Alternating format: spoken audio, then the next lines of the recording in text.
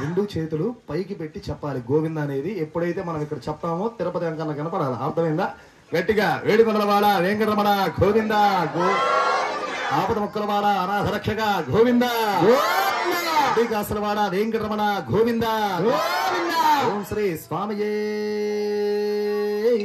శరణమయ్యప్ప, హర సుతనే శరణమయ్యప్ప, ఆపద్బాంధవనే శరణమయ్యప్ప, అఖిలాండ కోట బ్రహ్మాండ నాయకనే శరణమయ్యప్ప, ఓం శం శరవణ భవ స్వామినే శరణమయ్యప్ప. ఓం నమ శివాయ, ఓం నమ శివాయ, ఓం నమ శివాయ, ఓం నమ శివాయ, ఓం నమ శివాయ.